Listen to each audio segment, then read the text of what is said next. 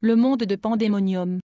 La dernière fois je vous ai parlé comment je suis allé dans le cimetière de sapins, et comment je fais des incantations en m'allongeant dans le cercueil d'un homme qui fut le premier à être enterré dans ce cimetière. Comme résultat, mon esprit était sorti de mon corps et avait atterri dans un monde mystérieux, le monde de Pandémonium, le royaume infernal de Lucifer, une civilisation dorée, éclatante et massive. J'ai vu des infrastructures routières et des maisons construites en or, en argent et en diamant. J'ai vu des automobiles qui sont présentement sur la Terre et des véhicules qui seront en circulation dans les années à venir. Je vous ai parlé des milieux des anges éclatants et flamboyants au service de Lucifer que j'ai vus dans le monde de Pandémonium. Nous avons parlé de ma première mission contre les églises de Jésus-Christ qui furent une réussite, et la récompense que Lucifer me donna pour la réussite de ma mission contre les disciples de Jésus-Christ. Bien-aimés, nous sommes en guerre 24 heures sur 24 donc, revêtez-vous de toutes les armes de Dieu, afin de pouvoir tenir ferme contre les ruses du diable,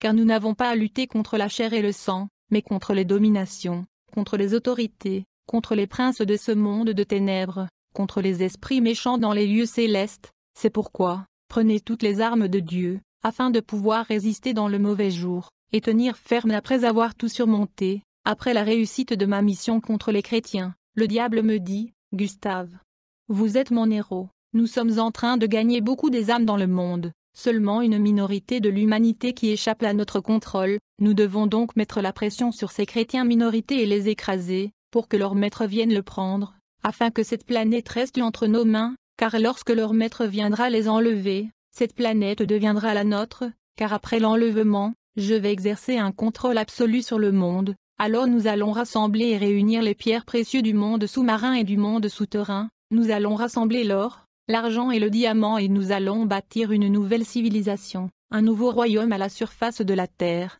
Ça sera comme le paradis terrestre, et nous allons régner comme de Dieu sur la population mondiale. Le diable est le père de mensonges. Il me promet une nouvelle civilisation après l'enlèvement de chrétiens alors que la Bible dit, « Puis je vis descendre du ciel un ange, qui avait la clé de l'abîme et une grande chaîne dans sa main. Il saisit le dragon, le serpent ancien, qui est le diable et Satan, et il le lia pour 1000 ans.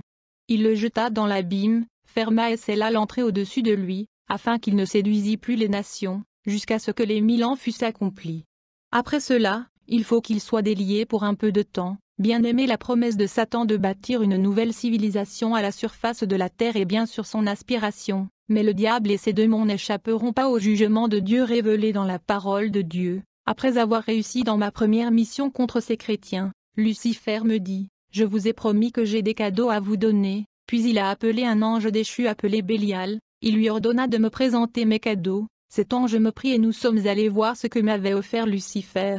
Plus tard nous sommes entrés dans un palais massif, tout dans ce palais était en or et en diamant. L'ange déchu Bélial me dit, « Tout ceci est à vous. » J'étais ébloui par le luxure des ustensiles et des meubles qu'il y avait dans ce palais, parce que tout était en or, en diamant et en cristal. Après avoir fait le tour de ce palais en or avec Bélial, nous sommes retournés voir Lucifer, et je lui ai demandé, « Est-ce que ce maison construite en pierre précieuse est vraiment le mien ?» Il me dit, « Bien sûr. » Je lui dis, « Vous êtes vraiment le vrai Dieu. » Alors Lucifer me dit, « Je vous donne un deuxième cadeau. » Et il appela une très belle femme qui avait la peau claire. Elle était extrêmement belle, en fait, elle était une sirène appelée Gernis. Lucifer me dit, « Voici ta femme, c'est elle qui prendra soin de toi. Elle va cuisiner pour toi. De ce fait vous n'allez plus manger, boire ou vous laver sur la terre mais ici, vous ferez tout ici. C'est votre femme qui fera tout pour vous. Elle vous fera plaisir. » Puis le diable me dit, « Je vous donne 7 jours de repos, et j'aimerais que tu puisses prendre ta femme, allez à la maison vous reposer, détendez-vous, puis vous allez revenir me voir après 7 jours. » Les 7 jours que j'ai passés dans ce palais avec ma femme la sirène étaient géniales. Je me suis senti au-dessus du monde. J'avais tout ce que je voulais. Après 7 jours de jouissance dans ce monde mystérieux, je suis retourné voir Lucifer pour mon intronisation. Lorsque je suis revenu voir Lucifer, il me dit, « D'abord, je dois vous donner le pouvoir comme je l'avais promis, je veux vous donner la vision spirituelle. » La première vision que le diable me donna me permit de voir le royaume invisible. La deuxième me permit de voir et d'entendre ce qui se passe dans un périmètre de 100 à 600 km/s. Le troisième vision était pour voir ce qui se passait dans d'autres continents. Je pouvais voir ce qui se passait en Allemagne, au Japon et en Amérique pendant que j'étais ici en Afrique. Le 8e vision me permettait de voir et d'entendre ce qui se passait dans le royaume de Pandémonium de Lucifer. Je pouvais être sur la terre, mais je pouvais voir et entendre ce qui se passait dans le royaume de Lucifer. Puis il me donna un livre de prière magique et dit, « Tout ce que vous voulez, priez avec le livre et ça va apparaître. » Il m'a donné une croix rouge, un catalogue d'invocations, une pommade pour l'invocation, une pierre de destruction, une bouteille de domination et un tapis rouge d'invocation. Puis il me dit, « Lorsque vous retournez sur terre, vous allez installer un portail interdimensionnel dans votre chambre, qui vous permettra de voyager de la terre vers mon royaume. Vous n'aurez pas besoin d'aller au portail habituel comme le cimetière, les toilettes ou la rivière pour venir à mon royaume. » Puis il me dit, « Vous êtes nommé au poste d'inspecteur général. » Le diable a ensuite convoqué et rassemblé les démons de haut rang et les satanistes du monde dans une conférence. Nous étions tous réunis dans cet amphithéâtre. Alors le diable me présenta à l'assistance. Il leur dit, « Voici mon nouveau serviteur et disciple, il va combattre notre ennemi sur terre. » J'ai vu ces démons et satanistes applaudir, et ils m'ont accueilli avec enthousiasme. Après mon intronisation, c'était comme une fête, une célébration. Ces êtres interdimensionnels mangeaient de la chair humaine et buvaient du sang humain. Les êtres humains sont leur nourriture. Quand je suis revenu sur la terre, je suis allé dans ma chambre et j'ai installé mon lieu d'invocation et mon portail interdimensionnel. Après mon intronisation, Lucifer apporta son livre d'alliance et j'ai dû signer avec mon sang dans ce livre. Après avoir signé dans ce livre, l'alliance et le pacte de sang étaient scellés. Il a ensuite rassemblé 250 000 démons qui devaient m'assister et de soutenir dans la guerre que je devais mener contre les églises de Jésus-Christ. Le diable me donna son assistant et son secrétaire. Puis il me dit que le dragon rouge dans le 6e ciel avait demandé de me voir. Ce dragon fait partie de la Trinité satanique, une imitation de la divinité. Le dragon au 6e ciel est un reptile flamboyant qui a 7 têtes. Maintenant pour aller au 6e ciel, j'ai été assigné un démon féminin pour me conduire là-bas. La Bible dit, un autre signe parut encore dans le ciel, et voici c'était un grand dragon rouge, ayant 7 têtes et 10 cornes, et sur ses têtes 7 diadèmes. Sa queue entraînait le tiers des étoiles du ciel, et les jetait sur la terre. Le dragon se tint devant la femme qui allait enfanter, afin de dévorer son enfant. Lorsqu'elle aurait enfanté, le diable me dit, « Je dois maintenant vous envoyer au 6e ciel pour rencontrer le dragon qui gouverne dans l'espace, car il vous a demandé. » Je fus conduit au 6e ciel par un démon féminin. Quand nous sommes arrivés au 6e ciel, c'était incroyable, ce dragon était énorme, au-delà de l'imagination. Il était grand et il avait 7 têtes. Comme j'étais devant lui, il baissa une de ses têtes et commença à parler avec une voix comme le tonnerre. Vous pourriez effondrer juste par le son de sa voix. Il me dit, « Je suis conscient du travail que vous faites pour notre royaume. Nous vous accordons une deuxième mission. Je ne veux plus entendre parler des disciples de notre ennemi. Vous devez détruire complètement leurs activités. Si vous réussissez, votre puissance va s'étendre sur la terre. » Après avoir dit cela, il cracha le feu de sa bouche sur moi. Quand ce feu m'a atteint, je n'étais pas brûlé, mais cela a changé et affecta ma composition biologique. Mes yeux sont devenus comme celles du tigre, je suis devenu ardent. Je pouvais sécher un arbre juste par un regard, et je ne devais pas lui fixer car ça prenait feu. Je pouvais aussi tuer un humain juste par un regard. Donc j'évitais de regarder les gens de peur de le tuer, car ils perdaient les sangs dans leur corps qui étaient séchés par mon regard, donc je marchais la tête bas. Après avoir fini avec le dragon flamboyant dans le 6e ciel, je devais retourner à nouveau au trône de Lucifer, mais je suis retourné sur la terre. Là-bas je fus testé par le chef de féticheurs, il ne connaissait pas mon niveau. Au fait je lui avais tué juste après avoir fixé mes yeux sur lui. Mon voyage vers le séjour de mort. Après quelque temps j'ai voyagé de nouveau dans le monde de Pandémonium pour voir Lucifer, et il me dit, « Je vais faire de vous l'inspecteur suprême des mondes et des dimensions que nous gouvernons. Tout d'abord, vous devez visiter le monde de la misère et des malheurs afin que vous puissiez savoir où mettre des âmes que vous allez récolter sur terre. » Puis il nous a donné un document et nous dit, « Vous montrerez ce document aux démons et aux diables que vous allez rencontrer aux portes de ce jour de mort, sinon vous ne serez pas autorisés d'y entrer. » J'étais avec mon secrétaire le démon. Nous avons donc fait des incantations et nous avons ensuite voyagé au travers les mondes invisibles et nous sommes finalement arrivés aux portes de ce jour de mort.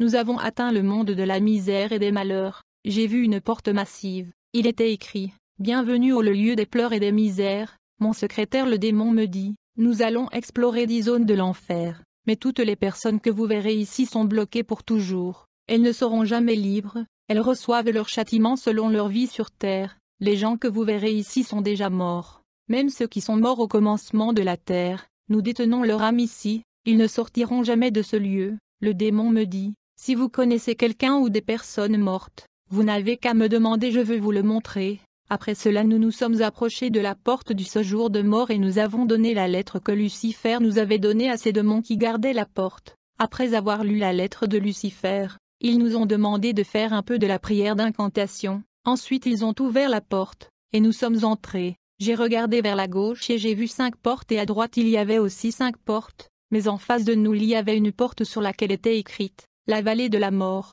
Nous avons commencé la visite de l'enfer par le tribunal. En visitant les juges de l'enfer, nous avons vu des démons qui jugeaient des personnes qui étaient récemment mortes. J'ai vu Lucifer ici encore, il jugeait les morts avec un ancien livre noir massif. Lucifer et d'autres démons jugeaient des milliers et des milliers de personnes selon leurs actes. Après avoir jugé une personne, ils projetaient le film sur la vie de la personne, car tout ce que les hommes font sur la terre est filmé et enregistré. Après avoir projeté le film de la vie de la personne, j'ai voyé ces démons ligoter la personne avec des chaînes et ils mettaient un cadenas autour de la bouche pour lui empêcher de crier à Jésus-Christ, et ils le jetaient dans le feu. J'ai demandé aux démons, ces gens qui sont dans le feu ne vont-ils pas mourir? Il me répondit, l'âme ne meurt jamais, c'est la chair et le sang qui meurent. Toutes ces personnes qui sont dans le feu attendent le jugement dernier jusqu'à ce que le grand maître revienne. J'ai encore demandé aux démons, est-ce que vous les sortez souvent du feu? Il me répondit, négatif. Une fois qu'une personne est jetée dans le feu de l'enfer, il restera là jusqu'au jour du jugement dernier. Le feu que j'ai vu me rappela l'industrie de l'acier fondu, mais c'était bien pire que cela. Alors le démon a ouvert la première porte de l'enfer, et me montra la première partie de l'enfer. Il me dit, cet endroit est pour les personnes que vous avez vues sur la terre avec la marque Jésus-Christ sur leur front, mais leur feu était éteint parce qu'ils marchaient selon leur chair, ils sont devenus charnels dans leur voie. Ils étaient chrétiens mais ils vivaient selon la chair, et quand ils sont morts, ils sont venus ici. Bien-aimés, la Bible dit donc, marchez selon l'esprit, et vous n'accomplirez pas les désirs de la chair, car la chair a des désirs contraires à ceux de l'esprit, et l'esprit en a de contraires à ceux de la chair. Ils sont opposés entre eux. Puis nous sommes allés à la seconde porte. Les démons gardant la seconde porte l'ont ouvert, ils nous ont dit, cette zone est pour les 5 ministères de notre ennemi le grand maître. Les démons ne prononcent pas le nom de Jésus-Christ,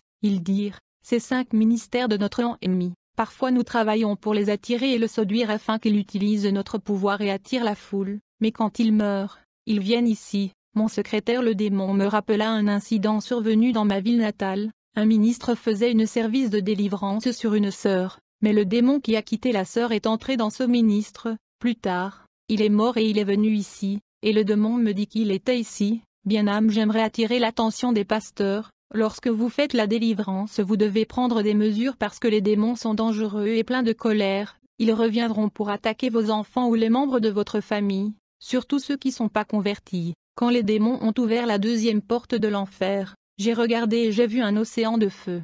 Il y avait comme une tornade et un tourbillon qui faisaient des bruits terrifiants comme des explosions au milieu de l'océan. Ce feu était bien pire que n'importe quel volcan. Le feu bouillait et s'explosait, mais il y avait une foule de gens à l'intérieur de cet océan de feu. Quand les gens essayaient de sortir du feu, les démons les repoussaient dans cet océan de feu. J'ai eu peur malgré le fait que j'étais déjà devenu comme un démon. Plus tard, j'ai vu ce pasteur qui était mort sortir du feu. Il était enchaîné. Il y avait un cadenas dans sa bouche et il faisait le mouvement comme quelqu'un qui se noyait. Mon secrétaire le démon me dit qu'il tentait de nous parler, mais il ne pouvait pas. Le démon me dit, ce pasteur tente de vous dire à ceux qui sont restés sur la terre de ne pas venir ici dans ce feu. Alors le démon me dit de l'ignorer. Bien-aimé, je veux avertir tout le monde et surtout les pasteurs que le monde dans lequel nous vivons n'est pas ce que nos yeux voient. Si Dieu peut ouvrir vos yeux, vous verrez combien est mauvais ce monde. Nous vivons côte à côte avec des entités démoniaques et maléfiques bien que nous ne les voyons pas. Le monde ne peut jamais imaginer ceux qui cachaient derrière la voile de la vision optique.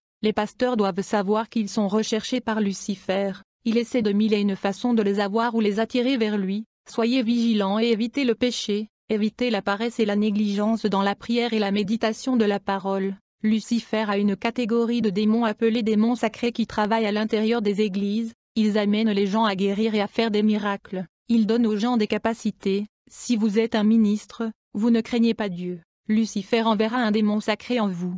Vous guérirez les gens en croyant que c'est l'Esprit Saint. Ce n'est que lorsque vous mourrez que vous allez vous rendre compte que le Saint-Esprit était déjà parti depuis longtemps. Alors lorsque les démons ont ouvert la troisième porte, j'ai vu comme un océan bouillant. On me dit que les gens qui sont à l'intérieur sont des hommes et des femmes qui ont avorté. Ils avaient l'air jeunes, mais le démon a déclaré qu'il n'y avait pas de jeunes en enfer. La plupart des personnes âgées et jeunes ont l'âge de 30 ans en enfer. Les démons ont ouvert une autre porte. Nous sommes entrés dans un endroit. Il y avait beaucoup de démons. J'ai vu des casseroles énormes, mais il y avait des gens à l'intérieur de ces casseroles. Ensuite j'ai vu des démons bouillir ces casseroles qui contenaient les gens. J'étais étonné de voir tous ces sons horribles dont j'étais témoin. Puis les démons ont ouvert une autre porte. Il était écrit sur cette porte, « Enfer rouge ». J'ai vu des gens qui étaient pendus. Les autresses étaient comme en train d'être grillées.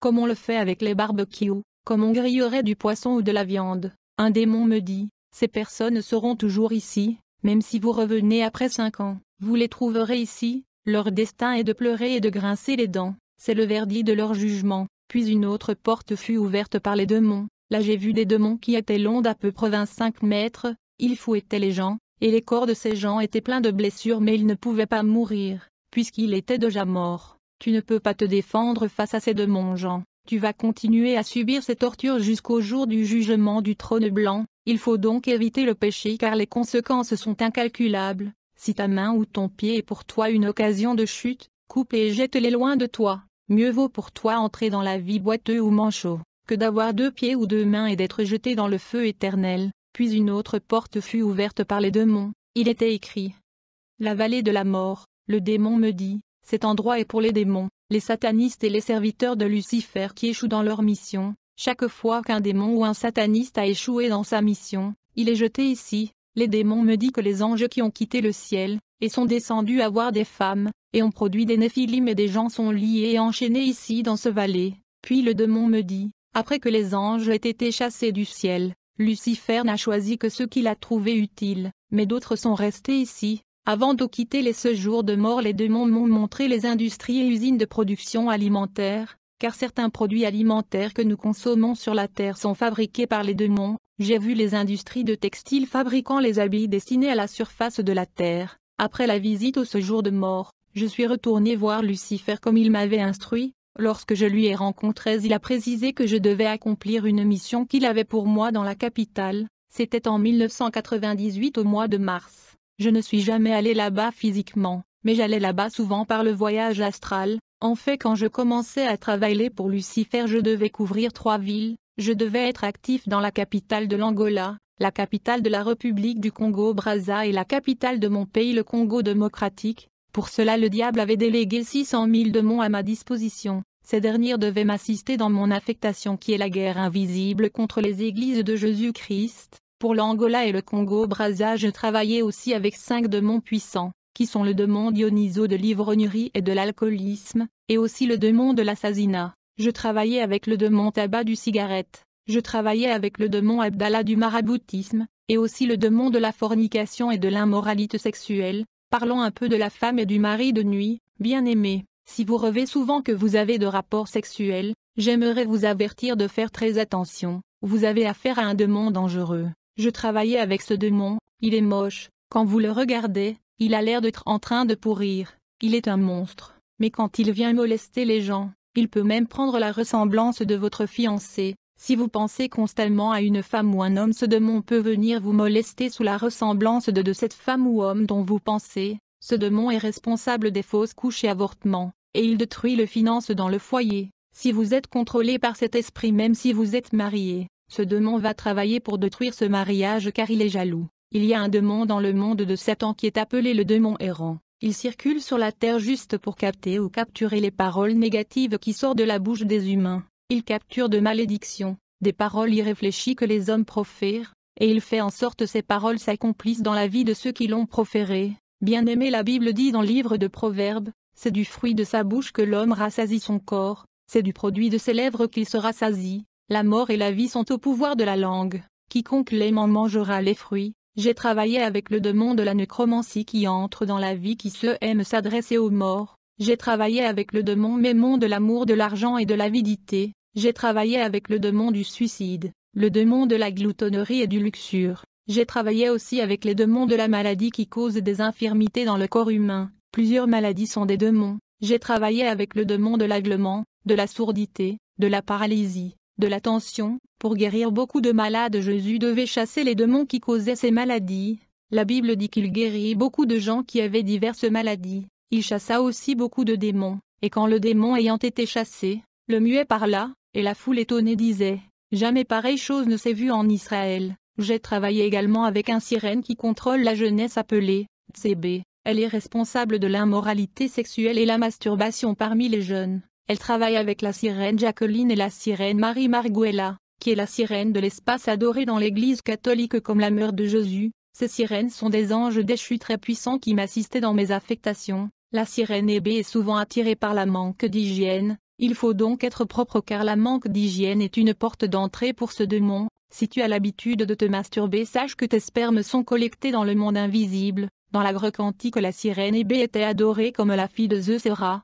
Je travaillais aussi avec le démon Sankai et le démon Tombouctou. Sankai est le démon de la musique. Quand un démon veut entrer dans votre corps, il va collaborer avec Sankai, le démon de la musique profane, pour entrer en toi, car les musiciens profanes citent les noms de démons dans leurs chansons, et ils chantent des incantations et de la prière mystique. En le répétant, les gens deviennent possédés par des démons. En chantant les chansons de la musique profane, vous êtes en train de maudire votre vie et d'inviter les démons dans votre vie. Aujourd'hui même, le musicien chrétien signe des pactes et des contrats avec le monde du diable pour la gloire. Je les voyais dans le monde infernal, le pandémonium. Je me souviens d'un musicien chrétien que j'avais rencontré dans le monde de pandémonium. Il avait sacrifié son propre fils pour son nouvel album. Toute la partie instrumentale de cet album était jouée par le démon, et les chrétiens qui écoutaient sa musique étaient envoûtés. Le problème aujourd'hui est que les musiciens chrétiens sont en train de recourir à l'occultisme pour la gloire et la notoriété. Par conséquent, les chrétiens sont appelés à discerner et à identifier ceux qui chantent avec le Saint-Esprit et ceux qui chantent avec les démons. Les gens qui écoutent la musique profane sont souvent influencés par le démon Dionysos, qui est le démon de l'ivrognerie et de l'alcoolisme. Dans le passé, ce démon était adoré comme le dieu de la vendange, de la vinification et du vin, le dieu de la folie rituelle, de la fertilité, du théâtre et de l'extase religieuse dans la religion et le mythe grec ancien. Je me souviens de rassemblements dans le monde pandémonium, où il était question de fabriquer les contrabandes du Coca-Cola et Fanta à partir du sang de purium mensuel de femmes et du pipi. Le monde est gouverné par le malin qui ne tolère pas la présence humaine dans cette planète. Je travaillais aussi avec le démon tabac qui influence les humains à fumer. Un jour je fus rappelé par Lucifer qui m'y instruisit de répandre le sida parmi les jeunes qui sont dans l'immoralité sexuelle. Je lui ai répondu que j'ai déjà envoyé la sirène des eaux, la Tsébé, pour les pousser à la fornication. Ça ne vaut pas la peine de le tuer. Lucifer me dit, rappelle-toi le premier jour où tu as signé de faire ce que je te demande. Bien-aimé, le monde matériel est un piège pour l'humanité, car tout ce que nous voyons, les maisons, les voitures, les habits, l'argent, la luxure, les nouvelles technologies sont là pour attirer l'homme en enfer. Même les hommes de Dieu et les enfants de Dieu sont attirés par ces choses. N'aimez point le monde, ni les choses qui sont au monde. Si quelqu'un aime le monde, l'amour du Père n'est point en lui. Je travaillais aussi avec le démon de la négligence. La négligence est un démon puissance dans le monde du diable. Ce démon travaille en collaboration avec le démon de la paresse ou l'oisiveté pour neutraliser la vie spirituelle du chrétien. Quand tu veux lire la Bible et prier mais tu ne parviens pas à le faire, ceci est une évidence que le démon de la négligence et de la paresse sont debout contre votre vie spirituelle. La Bible dit que ce livre de la loi ne s'éloigne point de ta bouche, médite-le jour et nuit, pour agir fidèlement selon tout ce qui est écrit, car c'est alors que tu auras du succès dans tes entreprises, c'est alors que tu réussiras. La Bible dit prier sans cesse. La prière et la méditation de la parole sont les deux grands piliers et colonnes de la vie chrétienne que le monde de Satan combat farouchement,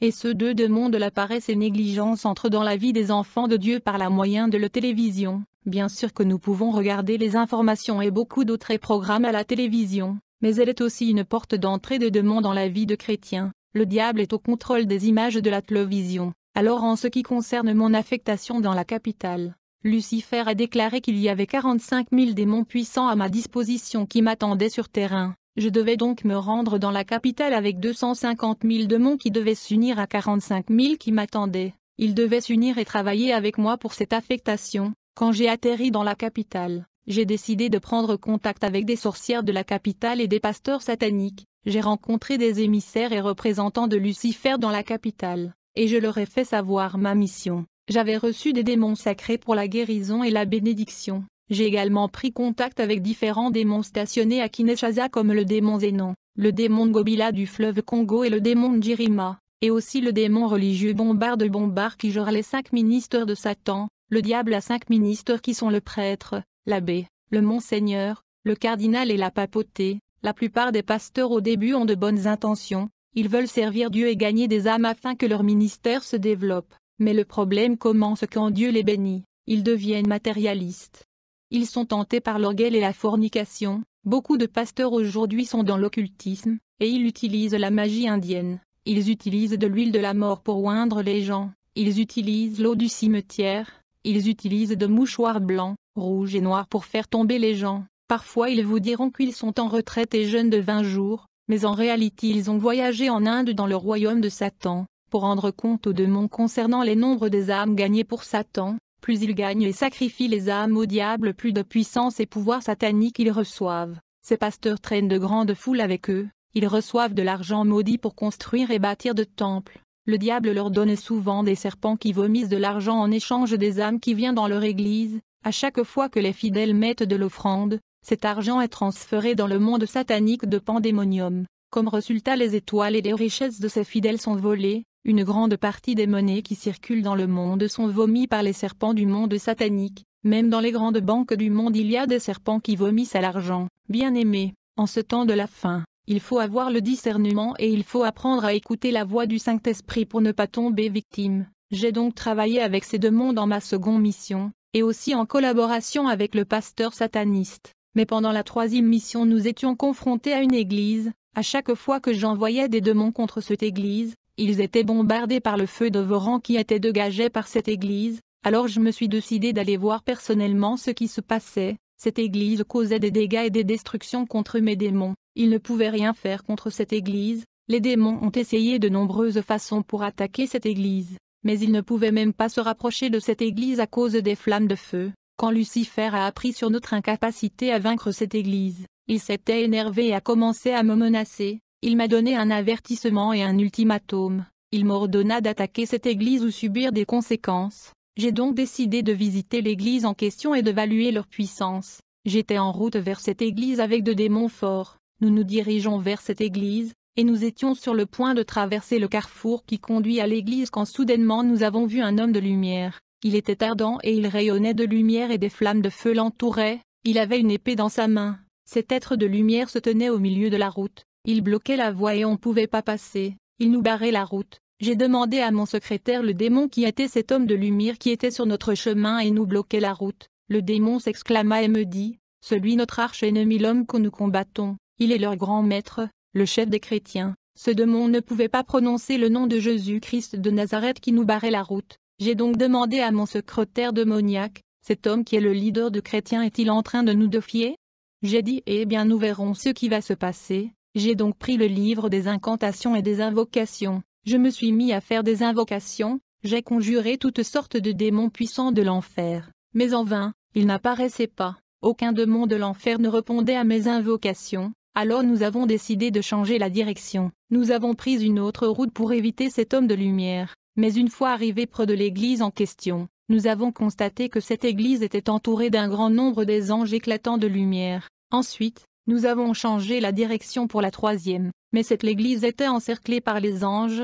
Nous sommes donc retournés au carrefour où se trouvait l'être de lumière. Il était toujours là, enveloppé de flammes de feu extrêmement. On gardait une bonne distance, mais il était toujours là, rayonnant de lumière intense et il était ardent. Moi je ne savais pas que nous étions en danger, mais les démons avaient peur et étaient en train de paniquer. Ils gardaient une bonne distance de cet homme de lumière car ils savaient à qui ils avaient affaire. Donc nous étions là bloqués au milieu de la rue, et l'être de lumière, Jésus-Christ, se tenait devant nous au milieu de la route avec son épée. Bien-aimé, un chrétien qui marche dans la sanctification est toujours enveloppé des flammes de feu dévorant, exactement comme celles qui enveloppaient le grand maître Jésus-Christ de Nazareth qui nous barrait la route, et un démon ne peut jamais s'approcher d'un chrétien qui marche dans la sanctification et qui est dédié et consacré à la vie de prière. La Bible dit qu'il fait des vents ses anges, et du feu brûlant ses serviteurs. Normalement les démons gardent une distance de 30 mètres face aux chrétiens à cause de flammes de feu brûlant et dévorant qui les entourent. Un démon ne peut s'approcher d'un chrétien seulement s'il est dans le corps d'un autre être humain, car un chrétien né de nouveau est enveloppé des flammes de feu qui brillent. Il a un ange gardien ayant un épée flamboyant, et les chrétiens ont le cachet du nom Jésus-Christ sur leur front qui dégage la lumière. Les chrétiens ont également une couronne de feu au-dessus de leur tête. Bien-aimés, nous étions là bloqués par Jésus-Christ lui-même. J'ai donc décidé d'appeler le maître Lucifer et je lui ai informé que le grand maître des chrétiens nous empêchait de passer. Nous sommes bloqués. Par conséquent Lucifer envoya 10 démons guerriers puissants pour nous aider. Mais quand ils ont atterri et ils ont vu Jésus-Christ, ils ne savaient pas quoi faire. Ils sont retournés immédiatement dans le pandémonium pour faire rapport à Lucifer. Mais Lucifer s'est mis en colère. Il a donné l'ordre qu'on les jette dans la vallée de la mort. Ensuite Lucifer a envoyé les renforts à 4 reprises mais ça ne marchait pas, car les démons puissants qu'il envoyait avaient peur de s'approcher de Jésus-Christ. J'ai donc appelé Lucifer à nouveau et je lui ai dit puisque vous êtes plus puissant que le maître de chrétiens, vous devez venir vous-même prendre soin de lui car tous les renforts que vous envoyez ne marchent pas. Alors Lucifer m'a répondu avec colère et a déclaré, vous allez faire face à cette situation par vous-même, si jusqu'au soir vous ne remplissez pas la tâche qui vous a été confiée contre cette église, je vais envoyer des démons puissants pour vous arrêter et vous jeter dans la vallée de la mort. Lorsque j'ai entendu cet avertissement de Lucifer, j'ai eu peur, donc j'ai convoqué une convention qui fut assistée par plus de millions de démons dans la capitale. Il y avait les démons forts, les démons légers et les démons puissants. J'ai fait savoir aux démons que j'avais un problème sérieux, j'avais besoin d'une solution parce que je venais de recevoir un ultimatum de la part du grand maître Lucifer. Les démons ont répondu qu'ils sont au courant du problème auquel j'étais confronté, nous devons trouver une solution. Ensuite, j'ai leur dit, vous devez trouver une stratégie pour confronter le grand maître de chrétiens, et je me suis retiré dans mon bureau mystique. Pendant que la conférence continue, j'étais toujours dans mon bureau mystique. Les démons étaient dans la réunion en train de dresser une stratégie contre le maître de chrétiens, quand tout à coup j'ai entendu un bruit de panique et de perturbation dans la réunion. Je ne savais pas ce qui se passait. En fait ce qui s'est passé est que Jésus-Christ de Nazareth le maître de chrétiens se manifestait et apparut dans notre sommet. Au milieu de plus de millions de démons, c'était la confusion et la débandade. Les démons ont été éparpillés et ils observaient maintenant à distance, puis j'ai entendu Jésus-Christ dehors en train d'appeler par mon nom. Il m'appelait d'une voix pacifique en disant, « Gustave a donné, sors, je veux vous sauver et vous utiliser. » Comme je savais que c'était Jésus, je suis sorti de mon bureau mystique, et j'ai vu Jésus-Christ debout à une distance de quelques mètres. Il y avait une colonne de feu qui me séparait de lui, les démons regardaient à distance, alors Jésus me dit, « Gustave a donné, crois à moi tout ira bien, viens. Passe à mon côté. » Quand les démons ont attendu cela, ils se mirent à crier. D'autres m'imploraient et disaient, « Ne l'écoutez pas, tu mourras si tu fais ce qu'il te demande, n'allez pas vers lui. » D'autres disaient, « Il est un menteur, ne fais pas ce qu'il vous demande.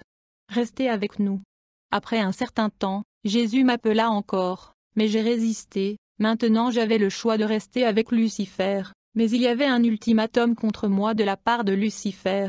Je savais aussi que je n'avais aucune chance contre l'Église que je devais détruire. Donc l'ultimatum de Lucifer qui ne pardonne pas était là. Si je reste avec Lucifer c'est la mort car je ne pouvais pas détruire cette Église. Il était 8 heures du matin quand Jésus m'appela pour la 3e fois et a dit, « Gustave, c'est la dernière chance que je vous donne. Je vais vous utiliser et je vais vous donner plus de pouvoir que vous avez. » Les démons protestaient et me criaient sur moi de ne pas aller à Jésus. Finalement en un clin d'œil je me précipita avec rapidité vers Jésus. En ce moment même Jésus a dit, « Je suis Jésus-Christ. » Quand il a dit « Suis Jésus-Christ » je fus projeté sur le sol parce qu'il a déclenché une puissance semblable à celle d'une bombe, et les démons qui nous regardaient étaient bombardés par le son du nom de Jésus-Christ.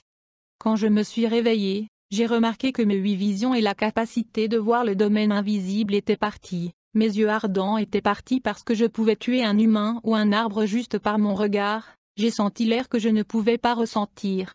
Je suis de nouveau devenu un être humain normal. Je ne pouvais plus voir les démons. Puis j'ai vu dans une vision Jésus-Christ qui me montrait l'église où je devais aller.